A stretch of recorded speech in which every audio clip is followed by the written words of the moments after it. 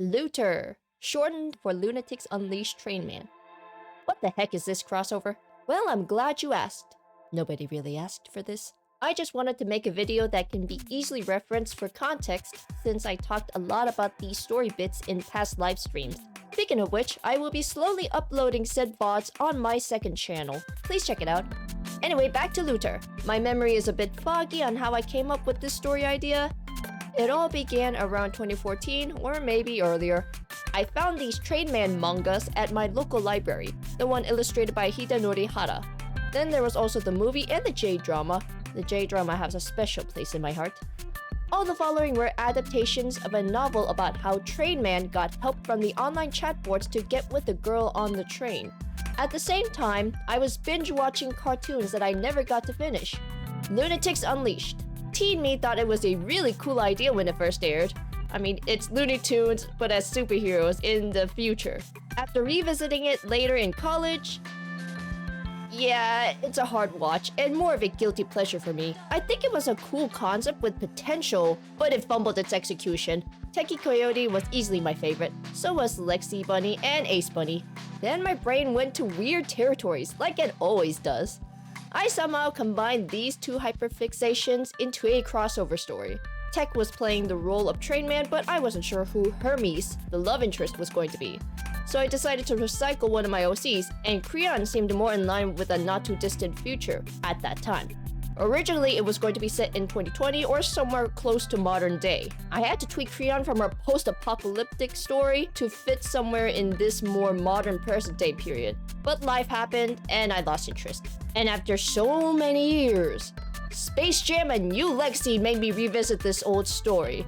Thanks, Warner Brothers. This story is basically about a Looney Tune dating an anime character and trying to ignore being scrutinized for being a human anthro couple in the not-too-distant future. That's all I can describe it. Techie Coyote was changed to Terrence E. Coyote. Friends and family call him Terry, and works at Acme Tech as a researching scientist and engineer. Creon Gilead deserves her own video, but that will come later. I fleshed her out to be more than just the love interest. She's a latent meta-human who is trying to live a normal life after a lifetime of PTSD and being a soldier and contract mercenary. She tries to keep a glass-half-full mentality due to her crappy luck. She's the polar opposite of Terry, so they both balance each other out. In this crossover, the initial confrontation and meeting between Train Man and Hermes still happens on a train. While the confrontation with a drunkard still happens and Terry does try to intervene, Creon is the one who handles the drunkard in the end. They still end up talking and then eventually keep in contact. And a chaotic relationship mutated like a biohazard that hasn't been quarantined and left to fester. Instead of finding friends and help from the singles chat room, like originally, Terry gets help from his fellow tech enthusiast of the Retro Tech Chibi Room. Chibi Room is a small independent chatting app that is reminiscent of old school chat rooms and forums, with some minimal avatar customization. Rev's brother Rip is the creator of this new app. All of the cast, including the villains and side characters from Loonatics Unleashed, would just be regular people living their lives. Some of the notable ones would be chatizens that frequent the Retro Tech Chibi Room. Rev and Terry are still work-in lab partners and best friends. Not like Terry had a lot in the first place.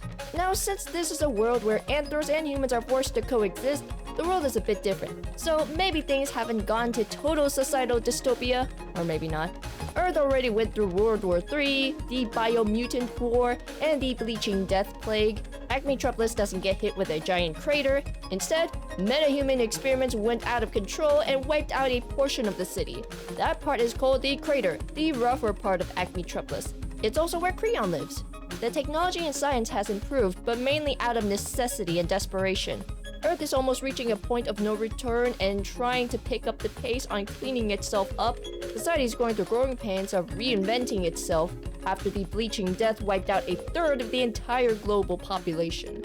Now, I don't have much plans for the story and don't really plan on writing it, but the settings and some characters won't truly go to waste. Creon Gilead really came into her own. Like I said, she'll get her own video someday, both the original and Gilead versions. I made this video because I talked a lot about Creon in past live streams, so this video serves as context for the VODs on my other channel. No, there's no segment where Creon gets stranded through time and space in the actual story. That was just a fun idea and excuse to see how she would interact in different dimensions. You can blame the Cuphead show for making me strand her in the Inkwell verse, and from then on, that's how I got the whole lost in time and space bit. Anyway, that's all. Goodbye. And please check out my second channel.